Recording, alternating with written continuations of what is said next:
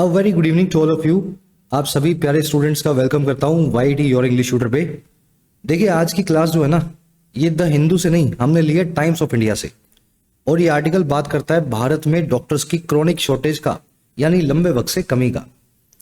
इसी आर्टिकल में आपको एआई यानी आर्टिफिशियल इंटेलिजेंस का तड़का भी मिलेगा। तो पढ़ने में बड़ा इंटरेस्टिंग है और पढ़ने में आसान भी है। भरपूर फायदा लेना है इस क्लास का। जब आसान आर्टिकल होता है तो हम वोकैब के और ग्रामर पे ज़्यादा फोकस कर पाते हैं। तो चलिए बिना देरी के शुरू करें। क्लास को एक लाइक और एक शेयर दें, चैनल को सब्सक्राइब करें अगर आप नए हैं तो। इसी तरीके से बेसिक लेवल से इंग्लिश इस चैनल पे आपको सिखाई जाती है।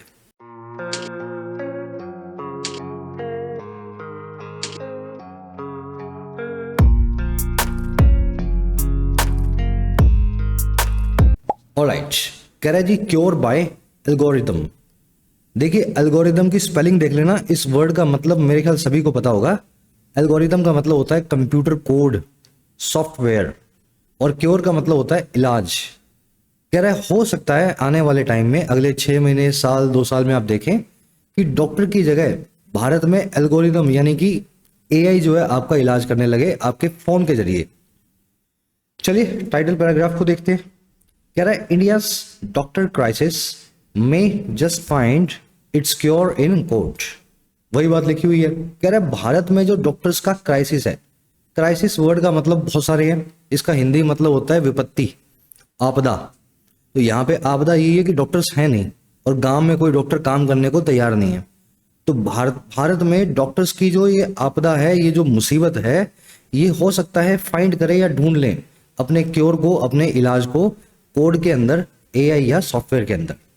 डॉक्टर्स नहीं है तो हो सकता है डॉक्टर्स की जरूरत पड़नी भी बंद हो जाए, सब कुछ काम सॉफ्टवेयर एआई से होने लगे। चलिए डॉक्टर क्राइसिस सब्जेक्ट है, में जस्ट फाइंड इसकी वर्ब है। जस्ट यहाँ पे एडवर्ब का काम कर रही है। क्योर का मतलब होता है इलाज या किसी चीज का सोल्यूशन। एक सवाल पूछूं आपसे मैं, थोड़ा दिमाग चलेगा साथ में, इंटरेक्टिव बनाया करो इस क्लास को। सवाल ये है कि क्राइसिस वर्ड ये है सिंगुलर, और ऐसा एक और वर्ड लिख रहा हूं आपके सामने, थीसिस। इन दोनों वर्ड्स को देख करके क्या याद आता है आपको? इन दोनों वर्ड्स को मैं अगर सिंगुलर से प्लूरल बनाना चाहूं तो कौन सा तरीका है प्लूरल बनाने का? आराम से चेक करके बताना, कमेंट सेक्शन में डालना। कॉन्सेप्ट कई बार करवा चुके हैं आपको, होपफुली याद होगा। चलिए अब जल्दी से आगे बढ़ते हैं। मैं आपको इस आर्टिकल की वोकैब दिखाता हूँ। 5 वर्ड्स हमारे पास, शुरू में एक साथ देख लोगे तो आर्टिकल को स्मूथली ले पाओगे, पढ़ पाओगे। टेक्स्ट बुक की मॉक टेस्ट पास सेल अभी एक्टिव है 3 दिनों के लिए, 29 से 31 अक्टूबर के बीच। इस सेल के दौरान आप 351 रुपए के डिस्काउंटेड प्राइस पे 1 साल का मॉक टेस्ट पास अवेल कर सकते हैं। टेक्स्ट बुक का प्राइस बहुत कम रहता है, ये 351 तो साल में 2-3 बार आता है। एक ही मॉक टेस्ट पास में सारे एग्जाम्स आपके कवर्ड हो जाते हैं, SSC, banking, railway, defence, steno, CPO. In fact CPO के जो रिसेंट सिलेक्शंस हुए हैं वहां तो रैंकर्स जो थे, टॉपर्स, उनके पास भी एसएससी मॉक टेस्ट पासेस थे। आप अपनी स्क्रीन पे देख सकते हैं। तो क्वालिटी अच्छी रहती है ओवरऑल। प्रीवियस ईयर पेपर्स मिल जाते हैं, आराम से मॉक टेस्ट लगा करके you can prepare your exams. In passes का बेनिफिट लेने के लिए कमेंट सेक्शन में जाएं, आपको मिलेगा टेक्स्ट बुक का लिंक। जो भी प्राइस आपको दिखाए आपको उस पर कूपन लगाना है YT10। जैसे इस कूपन को आप लगाएंगे आपका प्राइस घटके हो जाएगा 351 रुपीज। जो भी प्राइस आ रहा है घटके 351। Make sure to use the coupon YT10, अपने पैसे को सेव करें। कमेंट सेक्शन में सेल का लिंक दिया गया है। ऑलराइट, वोकैब शीट है, कर दें इसको थोड़ा जूम इन। पहला वर्ड है अपने पास एम्बार्गो। एम्बार्गो का मतलब होता है कंप्लीट बैन, किसी चीज के इंपोर्ट पे, एक्सपोर्ट पे, बेचने पे, खरीदने पे। जनरली ये ट्रेड के अंदर यूज होने वाला वर्ड है। The government imposed an embargo, सरकार ने लगा दिया कंप्लीट बैन। और किस पे? On exports of vaccines, vaccine के एक्सपोर्ट पे। तो ये नया वर्ड होगा शायद आपके लिए, 1 वर्ड है एम्बार्गो, आज के आर्टिकल में आएगा। एक और वर्ड आएगा आज के आर्टिकल में, एमुलेट। एमुलेट का मतलब होता है किसी को कॉपी करना, मिमिक करना, ताकि आप उसके बराबर आ सकें, उसके जैसा आप भी कर सकें। जनरली आप कॉपी करते हुए देखते हैं किसी नए बैट्समैन को, पुराने बैट्समैन को कॉपी करते हुए आप देखेंगे, है ना। विराट कोहली को कॉपी करते हुए देखेंगे, सचिन तेंदुलकर को। तो यही अंग्रेजी में एमुलेट करना कहलाता है। इसमें आप रिस्पेक्टफुली किसी को कॉपी करते हैं, उसके बराबर आने की कोशिश करते हैं। All software companies of 90s tried to emulate Microsoft. सभी सॉफ्टवेयर कंपनियां 1990 के दशक की कोशिश किया करती थी वो कॉपी करें, पीछा करें, और किसका? माइक्रोसॉफ्ट नाम की बड़ी कंपनी का। अब ये एमुलेट वर्ड जो आपको डिटेल में करवाया ना, आज की क्लास में इसका एक सिनोनिम आएगा कैच अप टू या कैच अप विद समथिंग, इसके मीनिंग में थोड़ा सा डिफरेंस है। एमुलेट में आप किसी ऐसे इंसान के बराबर आने की कोशिश करते हो जो आपसे बहुत आगे है। कैचअप विद और कैचअप टू में आप एक ऐसे इंसान के बराबर आने की कोशिश करते हो जो आपसे आगे चला गया। आप दोनों साथ थे लेकिन आप रह गए बीच में, तो आप तेज भाग रहे हो, उसके बराबर आने की कोशिश कर रहे हो। तो कैचअप विद करना, कैचअप टू करना। चलो, ये बीच का माइन्यूट डिफरेंस, सटल न्यूआंसेस जिसको बोलते हैं, बारीकियां जरूर समझा करो। अगला वर्ड अपने पास मिराज। मिराज का मतलब होता है मृग तृष्णा या एक इल्यूजन। जैसे सड़क पे आपको दूर पे कभी लगेगा धूप के अंदर कि सड़क के ऊपर तालाब है। अगर आप ड्राइव करते हो ना, गाड़ी वाड़ी चलाओ, तो कभी देखना सड़क अगर दूर पे एकदम बहुत दूर देखोगे सड़क में, धूप के अंदर आपको लगेगा सड़क पे पानी पड़ा है। पानी वहां होता नहीं है, वो सूरज की रोशनी होती है। तो वो इल्यूजन होता है, मिराज होता है। For the poor class the dream of a comfortable life is a lifelong mirage. Poor class के लिए एक कंफर्टेबल लाइफ का ड्रीम, आरामदायक जीवन का सपना, एक पूरे जीवन में चलने वाला मृग तृष्णा या मिराज के जैसा है। इल्यूजन होता है उनके लिए, ये सपना शायद कभी पूरा ना हो। चलिए, मिराज से रिलेटेड कुछ वर्ड्स और भी हैं, डिल्यूजन, फैंटेसी, और एक वर्ड है हेलुसिनेशन। हेलुसिनेशन के अंदर आप चीजों को, ऐसी चीजों को फील करने, देखने, सुनने, बोलने लगते हैं जो वास्तव में नहीं है। कई बार आपने सुना होगा ना, कोई आदमी है बाइपोलर है, पागल है, दिमागी तौर पे जिसको इलाज की जरूरत है, तो आपने सुना होगा कुछ लोग हेलुसिनेट करने लगते हैं, उनको आवाजें सुनती है, उनको ऐसी घटनाएं वो बताते हैं जो कभी हुई नहीं। तो ये एक वहम बोल सकते हैं आप, हेलुसिनेशन। ये वर्ड आर्टिकल में आप देखेंगे। चलिए, एक और वर्ड अपने पास, आर्केइक। जो चीज बहुत पुरानी हो गई हो, बाबा आदम के जमाने की हो गई हो, आज के चलन से बाहर हो, that thing is called archaic. Some government departments need to shun their archaic ways of functioning and embrace modernisation.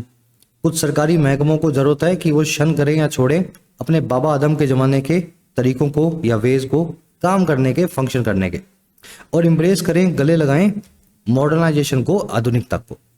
बहुत डिपार्टमेंट्स में आपको उल्टा पुल्टा दिखेगा पुराने वक्त का, उनको जरूरत है चेंज करने की।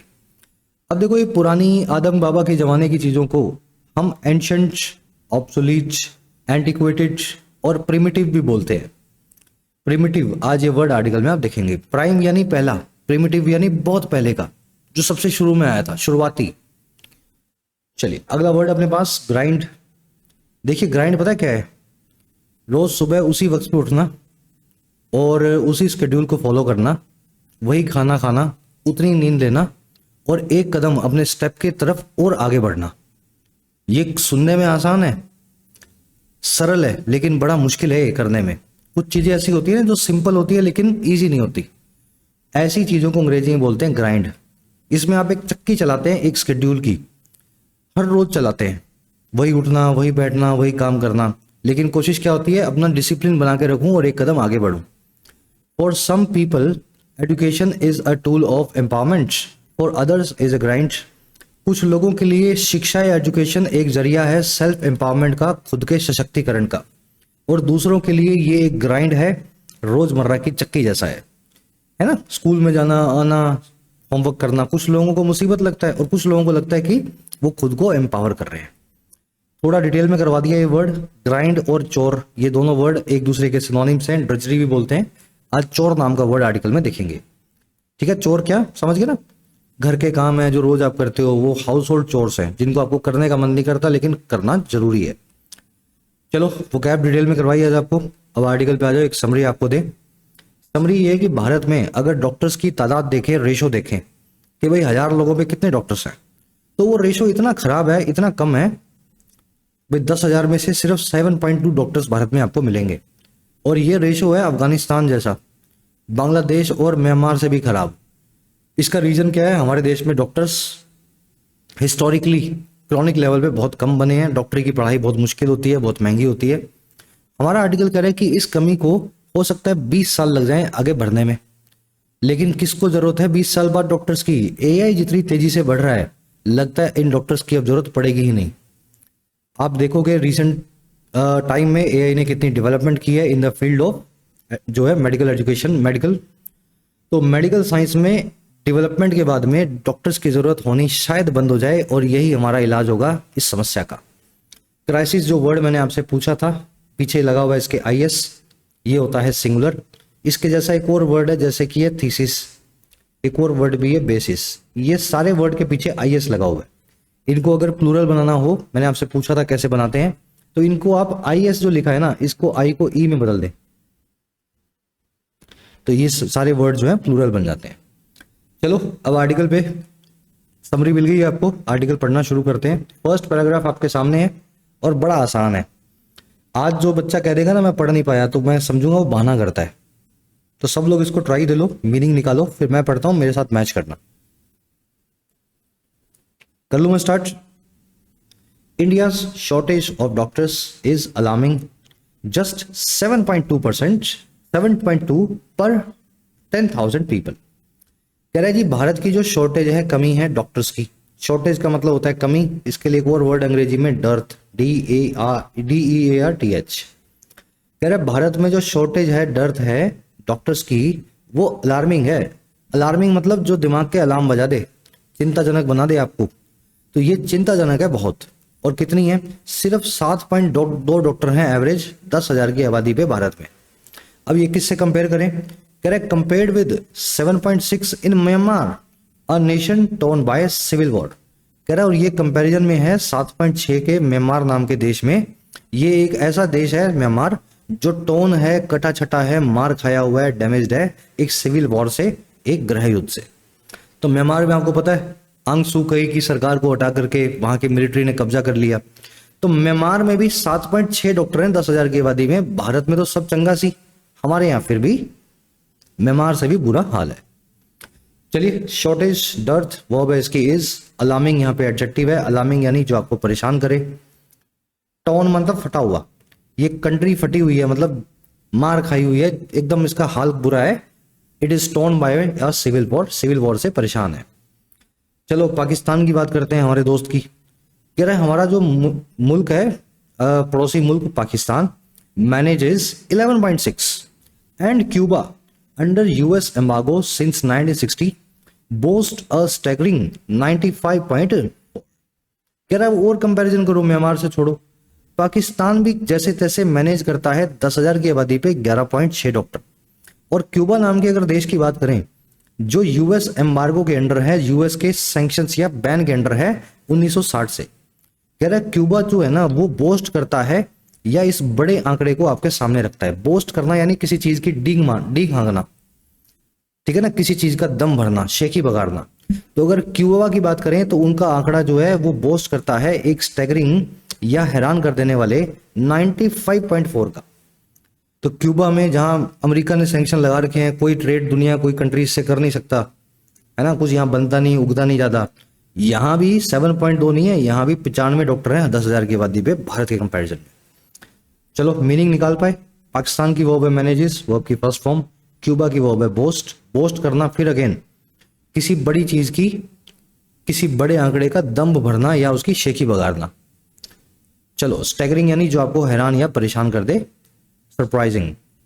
एम्बार्गो आपने देख लिया, बैन। कह रहा है in rural India the figure free falls to 3 per 10,000। कह रहा है अगर गांवों में चले जाओ तो ये जो आंकड़ा है ये फ्री फॉल करेगा, ये आसमान से जमीन की तरफ आ गिरेगा। फ्री फॉल करना यानी कोई चीज ऊपर से आपने छोड़ दी और आजाद है, वो फ्री है नीचे गिरने को, बस गिरती ही जाएगी। तो गांवों में देखें तो ये आंकड़ा 7.2 से सिर्फ 3 पे आ जाता है 10,000 की आबादी पे डॉक्टर्स का। कह रहा है जी मैचिंग अफगानिस्तान, और बड़े शान और शौकत के साथ मैच करते हुए अफगानिस्तान नाम के देश को। तो गांवों में हमारा जो है वो समझ लो अफगानिस्तान वाला हाल है। चलो फिगर्स की वर्ब है फ्री फॉल्स। कह रहा है the obvious question column, how long before India catches up to Brazil's 23.6। कह रहा है एक ऑब्वियस क्वेश्चन यही है, ऑब्वियस मतलब साफ, हर आदमी जो पूछे ऐसा सवाल ये है कि कितना लंबा, हाउ लॉन्ग, इससे पहले कि इंडिया बराबरी कर ले, कैचअप टू कर ले ब्राजील के आंकड़े को 23.6 को। तो छोड़ो म्यांमार को, पाकिस्तान को, ब्राजील हमारे बराबर का देश है, सेम डेवलपमेंट के दोनों के पेस हैं। तो ब्राजील का 23.6 हम कब पहुंचेंगे? चलिए इंडिया की वर्ब है कैचअप टू करना, किसी के बराबर आना, एमुलेट करना। कह रहा है if the answer is a decade और मोर अनदर क्वेश्चन लूम्स। कह रहा है और अगर इसका आंसर या जवाब है 1 दशक या इससे भी ज्यादा, मतलब भारत को 10 साल लगेंगे या 12 भी लग सकते हैं। अगर जवाब ये है ना, तो एक दूसरा क्वेश्चन अनदर वो लूम करेगा, हमारे सर पे मंडराएगा। लूम करना यानी सर पे मंडराना। क्या है वो question? Will be even needs that many human doctors by then. क्या हमें जरूरत होगी भी, विल बी इवन नीड्स, इतने सारे दैट मनी, इतने सारे दैट मनी ह्यूमन डॉक्टर्स, इंसानी डॉक्टर, तब तक अगले 20 साल बाद। तो 10-20 साल में एआई इतना बढ़ जाए तो डॉक्टर करना क्या है ना? एआई को डॉक्टर बना देंगे। तो ये सवाल भी हमारे दिमाग में आता है। चलिए, आंसर की वर्ब है इज, क्वेश्चन की वर्ब है लूम्स। यहां बना हुआ इंट्रोगेटिव सेंटेंस, सवाल पूछा गया है, इसलिए हेल्पिंग वर्ब जो है सब्जेक्ट के पहले है और मेन वर्ब सब्जेक्ट के बाद है। लास्ट में क्वेश्चन मार्क लगाया जाता है इंट्रोगेटिव सेंटेंसेस में, ताकि आप सवाल पूछ सके, है ना? व्हेन विल यू कम, कब आप आओगे? व्हाट डिड यू डू, आपने क्या किया? विल बी एवर नीड्स, क्या हमें जरूरत होगी भी? चलो बढ़े आगे। मेरा पेस आज थोड़ा सा ज्यादा है क्योंकि आर्टिकल आसान है। नेक्स्ट पैराग्राफ आपके सामने, वीडियो को कर लो पॉज, निकालो इसका मीनिंग। कह रहा है जी, artificial intelligence it seems it's sharpening its scalpel.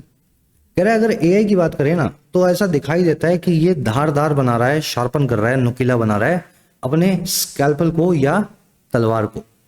तलवार को धारदार बनाना मतलब अपने आप को अपग्रेड करना, अपने नॉलेज को और पैना करना।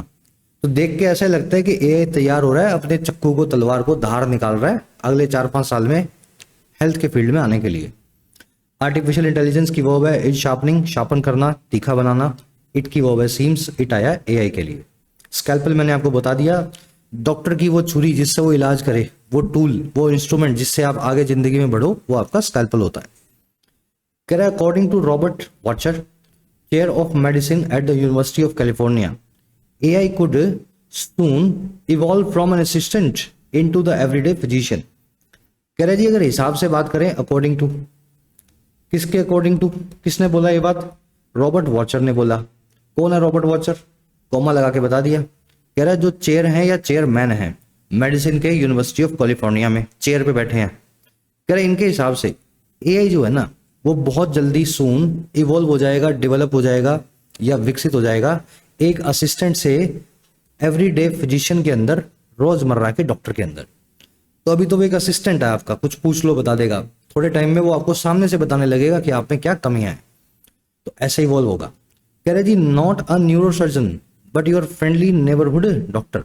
और ये कोई न्यूरोसर्जन नहीं होगा, एआई कोई हार्ट का डॉक्टर नहीं बन जाएगा 10 साल में, कोई न्यूरो का, दिमाग का डॉक्टर नहीं बनेगा, बल्कि ये उस फ्रेंडली, दोस्ताने, आपके पड़ोस के डॉक्टर जैसा होगा जिससे आप मिलते जुलते राम राम करते हैं, जो आपको आते आते कोई दवाई बता देता है। तो ऐसा होने वाला है, एआई बहुत जल्दी आपके पड़ोस के डॉक्टर साहब जैसा, दोस्त जैसा व्यवहार आपसे करने लगेगा। एआई की वर्ब है कुड सून इवॉल्व, इवॉल्व होना, विकसित होना, डेवलप होना। सून यहाँ पे एडवर्ब ऑफ टाइम है, सून का मतलब है जल्दी ही। चलिए, न्यूरोसर्जन दिमाग का डॉक्टर पता है आपको। एवरीडे का मतलब होता है रोजमर्रा का, एवरीडे फिजिशियन यानी आम फिजिशियन, आम डॉक्टर। एवरीडे वर्ड को नोट करना, इस पे ग्रामर कॉन्सेप्ट अभी आपको करवाएंगे, ठीक है। एवरीडे का मतलब है आम। कह रहा है जी in his book a giant leap Wachter notes that this is not AI's first attempt at medicine. कह रहा है फिर अपनी ही किताब के अंदर इन्हीं साहब ने, रॉबर्ट वॉचर ने नोट किया या इन्होंने अपनी किताब में ऐसा लिखा, ऑब्जर्व किया, किताब का नाम लिखा हुआ है अ जायंट लीप। क्या लिखा? कि जो ये बात है ना हमने लिखी है जो ऊपर, कि एआई जो है डॉक्टर बन जाएगा, सब बताएगा, ये पहली कोशिश नहीं है एआई की मेडिसिन के फील्ड में या इलाज के मेडिकल फील्ड में। इससे पहले क्या हुआ था? कह रहा है इससे पहले 2 बार कोशिश कर चुका है।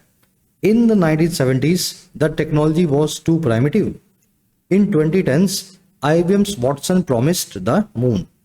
कह रहे एक तो 1970 में इसने कोशिश की, तब ये टेक्नोलॉजी जो थी एआई की, ये बहुत प्रिमिटिव थी उस वक्त के हिसाब से। अगर आज देखें तो बहुत पुरानी थी, ऑब्सोलीट थी, शुरुआती स्केल की थी, लेवल की थी। तो पहला तो इसने तब कोशिश की, लेकिन तब टेक्नोलॉजी हमारे पास थी नहीं, कंप्यूटर थे नहीं ज्यादा। और फिर दूसरी कोशिश की 2010 के आसपास, जब IBM का वॉटसन नाम का एआई बॉट आया और इसने प्रॉमिस कर दिया हमें मून। प्रॉमिस द मून करना यानी बड़े बड़े सपने दिखाना। प्रेमी प्रेमिका से कहता है ना मैं तुम्हें चांद ला के दूंगा, तो IBM के वॉटसन ने भी हमसे यही कहा कि आपको चांद ला के दूंगा, कुछ अच्छा करके दिखाऊंगा। फिर क्या किया इसने? Then crashed spectacularly after suggesting a cancer patient be given a drug that causes severe haemorrhage. कह रहा है लेकिन फिर ये खुद ही क्रैश कर गया, ये सिस्टम फेल हो गया वॉटसन नाम का सॉफ्टवेयर, और ये हुआ देखने वाले तौर पे स्पेक्टेकुलरली। स्पेक्टेकुलर यानी जिसको देखने का कुछ मजा आए, तो एकदम देखने वाले तौर पे ये क्रैश कर गया, सिस्टम फेल हो गया सॉफ्टवेयर, जब इसने सजेस्ट कर दिया कि एक कैंसर का पेशेंट बी गिवन यानी दे दिया जाए एक ऐसी दवा जो कॉज करती है, जो कारण बनती है बहुत ज्यादा ब्लीडिंग का, सीवियर हेमरेज का। तो ये सॉफ्टवेयर बहुत बढ़िया था 2010, 11, 12 में, लेकिन इससे गलती होगी, उसके बाद आईबीएम को इस सॉफ्टवेयर को उड़ाना पड़ा, बाजार से हटाना पड़ा। तो ये बताया है वॉचर ने। वॉचर नोट्स की एआई ये काम कर चुका है 2 बार पहले भी। वॉचर की वर्ब है नोट्स, टेक्नोलॉजी की वर्ब है वॉज, दिस की वर्ब है इज, ठीक है। वॉटसन की वर्ब है प्रॉमिस्ड एंड वॉटसन की वर्ब है क्रैश्ड। वॉटसन ने प्रॉमिस किया था जो है मून का, और वॉटसन बाद में क्रैश कर गया। एवरी कैंसर पेशेंट की वर्ब है बी गिवन। चलो अब 2 ग्रामर कॉन्सेप्ट है अपने पास, वो कैप देखते जाओ साइड में। स्कैल्पेल मैंने आपको बता दिया, वो छुरी, वो कांटा, वो हथियार या टूल जिससे आप अपना काम चलाते हैं, है ना। डॉक्टर की स्कैल्पेल मतलब डॉक्टर की कैंची मान लो। स्पेक्टेकुलरली मतलब देखने वाले तौर पे, ड्रामेटिकली। पहला जो कॉन्सेप्ट है वो अंग्रेजी में वर्ड का है एवरीडे। देखो ये कॉन्सेप्ट मैं आपको तब सिखाऊंगा जब आप मुझे इस चीज का जवाब दो, एवरीडे का मतलब क्या होता है। आप बोलोगे सर ये क्या पूछना हुआ, एवरीडे मतलब हर रोज। ये बात जो आपने बोली हर रोज, ये आधी सही है आधी गलत है। अच्छा ऐसा क्यों? अगर एवरीडे में बीच में स्पेस लगाओ, स्पेस लगाओ, अगर स्पेस लगा हो तो उस केस में एवरीडे होता है एक एडवर्ब, हर रोज की बात करता है। अगर एवरीडे के बीच में स्पेस ना लगा हो, जैसे यहां इस केस में लिखा हुआ है, तब एवरीडे एक एडजेक्टिव होता है, इसका मतलब होता है आम, रोजमर्रा का। John wears everyday clothes to office everyday. John पहना करता है रोजमर्रा के या आम कपड़े। एवरीडे क्लोथ्स का मतलब ये नहीं है रोज कपड़े पहनता है, रोज तो सभी कपड़े पहनते हैं, जॉन ने क्या अलग काम कर दिया। जॉन पहनता है आम कपड़े, एवरीडे कपड़े, ऑफिस के लिए या ऑफिस जाते हुए, और कब पहनता है, एवरीडे, हर रोज। यहां स्पेस था तो ये हर रोज की बात करने लगा, एडवर्ब बन गया।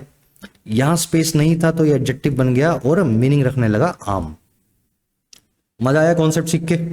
अब नेक्स्ट टाइम जब ये वर्ड दिखे जहां भी रीडिंग में, इसको देख करके आपके दिमाग जो है ना, घंटी बजनी चाहिए दिमाग में। चलो कॉन्सेप्ट सीखा है तो एक क्वेश्चन देंगे आपको, अप्लाई करना है इसी कॉन्सेप्ट को। Having finished everyday chores she goes out for a walk every day. अपने रोजमर्रा के काम धंधों को पूरा करके, चोर्स को, घर के कामों को फिनिश करके वो बाहर निकल जाती है एक वॉक के लिए हर रोज। तो सही फॉर्म को एवरीडे की आपको यूज करना है, इस वाले ब्लैंक और इस वाले ब्लैंक में। डालो कमेंट्स में, सही फीडबैक आपको मिलेगा। मैं और मेरी टीम सारे कमेंट्स पढ़ के आपको रिप्लाई करते हैं। बढ़े आगे, चलो अब एक ग्रामर कॉन्सेप्ट और है, जल्दबाजी मत करो, इसी पैराग्राफ पे बेस्ड है। ये आपने जो स्ट्रक्चर देखी ना, every cancer patient be given, ये स्ट्रक्चर देख के आपका मन नहीं किया कि स्ट्रक्चर के बारे में सोचूं मैं, कहां से आई है ये बी प्लस में वर्ब की थर्ड फॉर्म, अजीब सी स्ट्रक्चर। जिसका मन किया होगा वही सीख पाएगा। हमेशा पढ़ते हुए क्यूरियस रहा करो कि स्ट्रक्चर क्यों आई है। इस स्ट्रक्चर को अंग्रेजी में बोलते हैं प्रेजेंट सब्जेक्टिव मूड। और अगर एक बार में कान खोल के, आंखें खोल के समझोगे ना, तो एक बार में स्ट्रक्चर आपको समझ में आ जाएगी। ये स्ट्रक्चर कहती है कि जब कोई demand, request, proposal, advice, necessity या विश बताई जाए, जब कोई ऑर्डर, आदेश, सुझाव या मनोकामना बताई जाए, हिंदी में बता रहा हूं, तो उस केस में आप प्रेजेंट सब्जेक्टिव मूड लगाएं नए क्लोज में दैट के बाद। और इस क्लोज का या सब्जेक्टिव मूड का मतलब, प्रेजेंट का मतलब होता है आप वर्ब की बेस फॉर्म का इस्तेमाल करें। अब मैं अब करके दिखाता हूं। The association demands that the management releases the bonus. Association ऐसी डिमांड करती है, क्या डिमांड करती है, कि मैनेजमेंट जो है वो रिलीज कर दे बोनस को। एसोसिएशन की वर्ब है demands, singular subject singular verb. Management की वर्ब है releases, again singular subject singular verb. लेकिन सेंटेंस गलत है। क्यों? इसको इंप्रूव किया जा सकता है। देखो डिमांड बताई गई है, तो मैंने आपको बोला ही था जब कोई डिमांड, रिक्वेस्ट, कमांड बताई जाए, है ना, ये सब बताया जाए, तो दैट के बाद वाला जो क्लोज आएगा उसमें वर्ब की बेस फॉर्म लगा के प्रेजेंट सब्जेक्टिव मूड का इस्तेमाल करो। तो आपने दैट के बाद में क्या लिखा, मैनेजमेंट रिलीजेस। रिलीज वर्ब की प्रेजेंट सब्जेक्टिव मूड में बेस फॉर्म जो होती है उसका इस्तेमाल करना भूल गए। यहां पे पीछे का एस आपको निकालना होगा।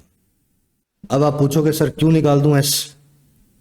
क्योंकि किसी भी वर्ब की बेस फॉर्म में पीछे एस नहीं आता। जैसे वर्ब है प्ले, आप सिंगुलर के लिए लिखते हो प्लेज, जब इसकी बेस फॉर्म बनाओगे इस वर्ब की, तो वर्ब की फर्स्ट फॉर्म होगी जो प्ले, उसके पीछे का एस आप निकाल दोगे, वो बनेगी वर्ब की फर्स्ट फॉर्म। ईट वर्ब की बेस फॉर्म है ईट, वैसे ही रिलीज वर्ब की बेस फॉर्म है रिलीज। मैनेजमेंट को देख करके आपको पीछे एस नहीं लगाना है, बेस फॉर्म का मतलब base form.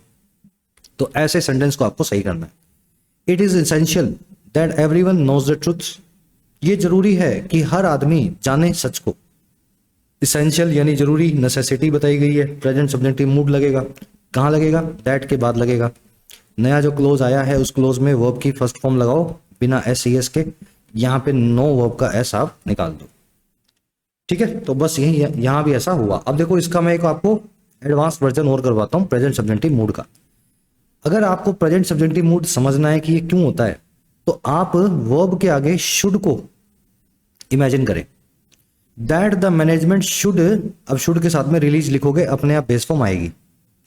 It is essential that everyone should, अब शुड के साथ में आप नो लिखोगे, एस निकल जाएगा, बेस फॉर्म का इस्तेमाल होगा।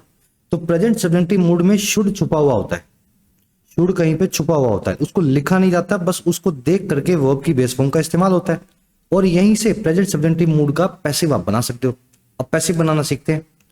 The court ruled that the corrupt minister arrest, court ने रूल किया यानी आदेश दिया, डिमांड आ गई, ऑर्डर आ गया, और क्या आदेश दिया कि करप्ट मिनिस्टर जो हैं, भ्रष्टाचार जो नेता हैं, उनको अरेस्ट किया जाए। अब देखो मिनिस्टर के लिए आप अरेस्ट नहीं लिख सकते, वर्ब की बेस फॉर्म है अरेस्ट, मैं समझता हूं आपने लगा दी, लेकिन मिनिस्टर को तो अरेस्ट किया जाएगा। यहां पे मैनेजमेंट जो है रिलीज करेगी बोनस, तो आपने लिख दिया मैनेजमेंट रिलीज द बोनस। यहां पे एवरीवन जानेगा ट्रुथ को, तो एवरीवन नो द ट्रुथ, लेकिन मिनिस्टर किसी को गिरफ्तार नहीं करेगा, मिनिस्टर को गिरफ्तार किया जाएगा। तो प्रेजेंट सब्जेक्टिव मूड लगाना है, लेकिन पैसिव में लगाना है। तो क्या करें, अगर मैं इसको पैसिव में समझूं तो बोलूंगा मिनिस्टर शुड बी अरेस्टेड, ऐसे लिखूंगा ना पैसिव में, that the minister should be arrested. अब शुड को यहां पे गायब कर दो और बाकी का बचा हुआ छोड़ दो। The court ruled that the corrupt ministers be arrested, बस यहां भी वही हुआ है। इसने सजेस्ट कर दिया कि cancer patient be given a drug, यहां पे शुड जो है हिडन है, प्रेजेंट सब्जेक्टिव मूड का इस्तेमाल हुआ है। होपफुली इस कॉन्सेप्ट को मैंने ब्रेक करके लॉजिकली आपको समझा दिया। नहीं समझ में आया हो तो कमेंट सेक्शन आपका ही है, यूज करके मुझे बताओ, किसी और तरीके से इस कॉन्सेप्ट को समझाएंगे। मेरे पास काफी तरीके होते हैं ना। चलो अब छोटा सा आर्टिकल है, फिनिश करो इसको फटाफट। चलिए, कह रहा है yet 3 years after ChatGPT's debut the mood has shifted. कह रहा है जी फिर भी 3 साल बाद भी ChatGPT के डेब्यू का मतलब आपको पता है, किसी चीज का पहला, किसी फील्ड में पहला कदम। कह रहा है जी ChatGPT के पहले कदम के 3 साल बाद भी जो मूड है वो बदल चुका है, शिफ्ट हो चुका है। कैसे? कह रहा है जी Wachter and other experts now say today's AI is the worst you will ever see. कह रहा है ये जो वॉचर नाम के जो साइंटिस्ट थे, है ना, चेयरमैन थे, और दूसरे कई एक्सपर्ट्स हैं, अब वो ये कहते हैं कि आजकल की जो AI आप देख रहे हो ChatGPT टाइप, ये सबसे खराब होगी, द वर्स्ट होगी जो आप कभी भी देखोगे। आज से जितने दिन आगे, जितने महीने, जितने साल आगे जाओगे, इसका बढ़िया और इंप्रूव्ड वर्जन ही आपको देखने को मिलेगा। सबसे खराब वर्जन यही है जो हम फ्री में अभी यूज कर रहे हैं। तो इनका कहने का मतलब है AI ग्रो करेगा। आगे वही लिख रहा है, कह रहा है इम्प्लाइंग एक्सपोनेंशियल इंप्रूवमेंट अहेड। ये बात वो कहते हैं इंप्लाई करते हुए, इशारा करते हुए ऐसी इंप्रूवमेंट की तरफ या तरक्की की तरफ जो एक्सपोनेंशियल होगी, जो कई गुना होगी। अहेड यानी आगे जाके। एक्सपोनेंशियल का मतलब पता है ना, 3 इंटू में 3 यानी 9 गुना, 4 इंटू में 4 यानी 64 गुना। तो स्क्वायर में, क्यूब में जब कोई चीज बढ़ती है उसको बोलते हैं एक्सपोनेंशियल। कह रहा है AI कैन ऑलरेडी पास की medical licensing exams and performs at a equal level to the best faculty diagnostics. कह रहा है AI जो है ऑलरेडी वो पास कर सकता है अपनी मेहनत से, अपने दिमाग से, कई सारे इंपॉर्टेंट मेडिकल लाइसेंसिंग एग्जाम्स को, जैसे बी फार्मा। तो बी फार्मा का एग्जाम जो है उसमें AI काम आ जाएगा, वो अपने आप बी फार्मा का आपको एग्जाम का पेपर, है ना, सॉल्व करवा देगा।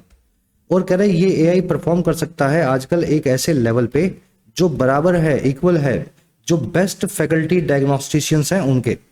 डायग्नोस्टिशियन यानी एक ऐसा आदमी जो डायग्नोज करे आपके अंदर की बीमारी, रेडियोलॉजिस्ट, पैथोलॉजिस्ट, है ना, जो आपके शरीर में झांके। तो दुनिया के जो बेस्ट डायग्नोस्टिशियंस हैं उतना तो ये ऑलरेडी काम करने लगा है आज का एआई। एआई की वो है कैन ऑलरेडी पास। कह रहे a 2023 study even found AI's responses more empathetic than the real physicians. 2023 की एक स्टडी जो थी उसने तो ये भी पाया, इवन ये भी फाइंड किया कि एआई के रिस्पॉन्स ज्यादा संवेदनशील थे, एम्पैथेटिक थे, बजाय रियल फिजिशियंस के या इंसानी डॉक्टर्स के। तो एआई आपको जवाब भी ऐसे देगा जिससे आपका हिम्मत बढ़ेगी। तो 2023 की स्टडी में आपको बताया डॉक्टर से ज्यादा बेहतर है बात करने में। चलो स्टडी की वर्ब है फाउंड, वर्ब की सेकंड फॉर्म। बढ़ रहे हो आगे, सब समझ में आ रहा है। एम्पैथेटिक देख लेना, संवेदनशील, जो आपको समझता हो, अंडरस्टैंड करता हो, एम्पैथेटिक होगा। एक्सपोनेंशियल यानी कई गुना, दिन गुना 4 चौगुना। डब्ल्यू यानी किसी फील्ड में एंट्री या पहला कदम। चलिए लास्ट पैराग्राफ।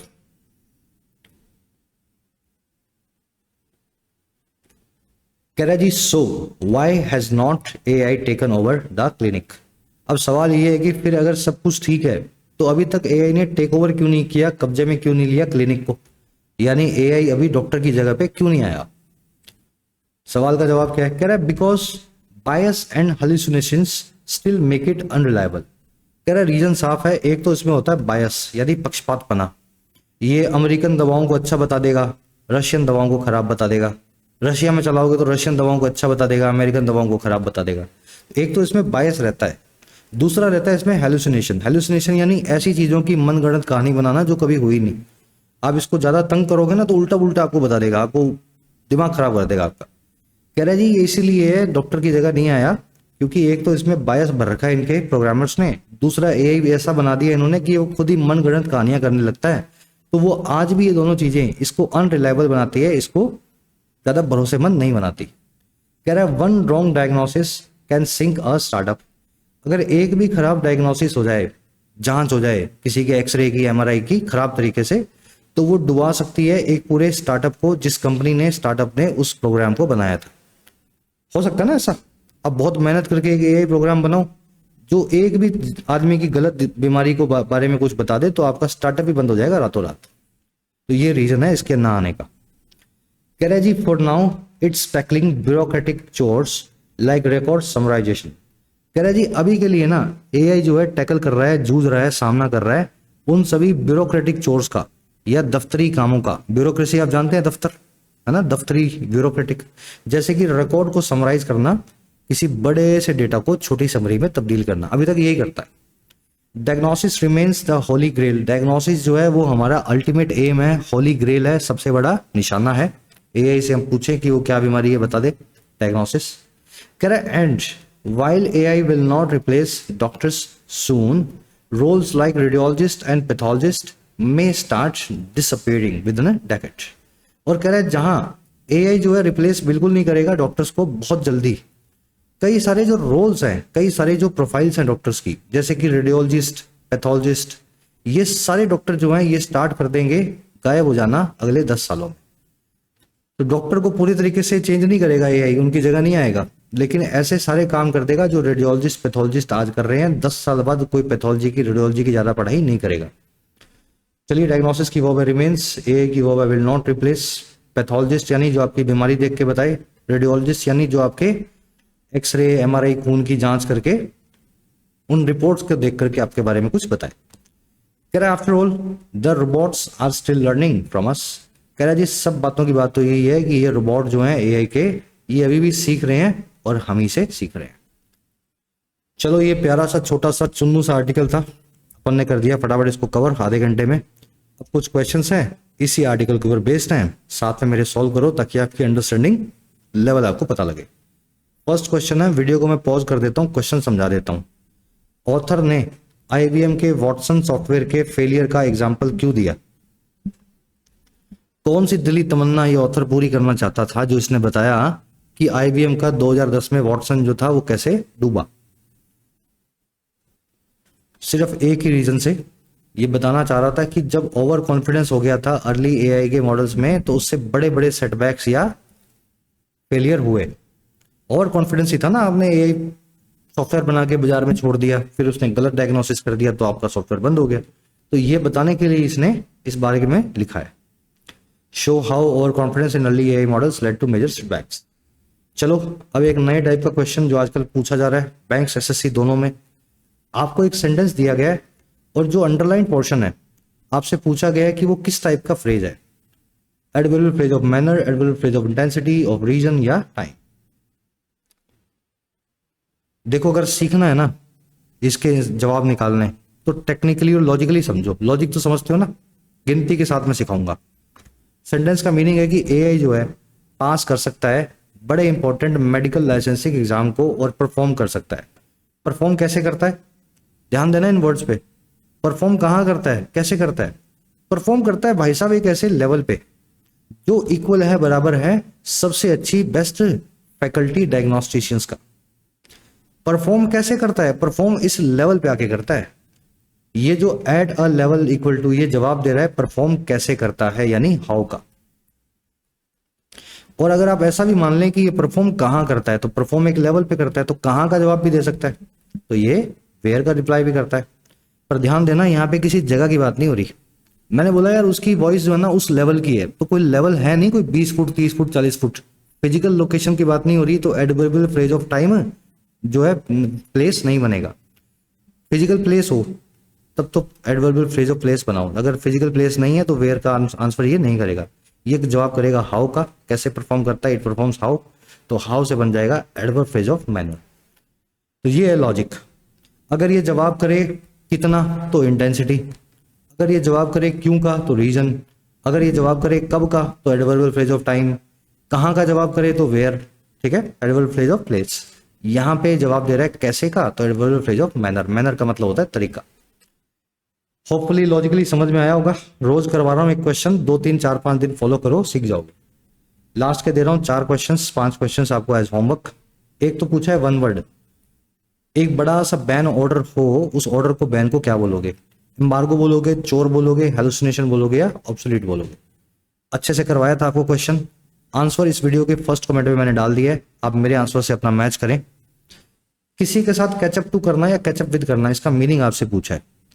ऑफ कोर्स ये क्वेश्चन भी आपको मैंने करवाया था, दिमाग पे जोर डालो, आंसर मैंने रख दिए हैं, आप उनमें मैच कर लेना। आपने लास्ट में मिलेंगी 3 एरर्स, पहली मिल सकती है इस वर्ड के आसपास, दूसरी मिल सकती है इस वर्ड की वजह से, और तीसरी जरूर मिलेगी इस वर्ड के आसपास। आराम से ढूंढना है। अगेन 3 से लेकर के 7 यानी कि 5 क्वेश्चंस के आंसर फर्स्ट कमेंट में है। आंसर चेक करके बताएं आउट ऑफ 7 आपको मार्क्स कितने मिले और आज की क्लास कैसी लगी। चलिए फीडबैक के लिए कमेंट सेक्शन खुला है, कोई जवाब, query, suggestion, you are always welcome with your queries. Until then signing out. और हाँ, ऐप को जरूर डाउनलोड कर लें, कमेंट सेक्शन में ऐप का लिंक दिया गया है। जो भी कोर्स आपकी नीड है अफोर्डेबल प्राइस में आप अपने एग्जाम को प्रिपेयर कर सकते हैं, एसएससी, बैंकिंग, यूपीएससी या स्टेट पीएससी एग्जाम को। ये टीम का नंबर है, इस पर व्हाट्सएप करके आप टीम से बात भी कर सकते हैं अगर आपकी कुछ क्वेरीज हो।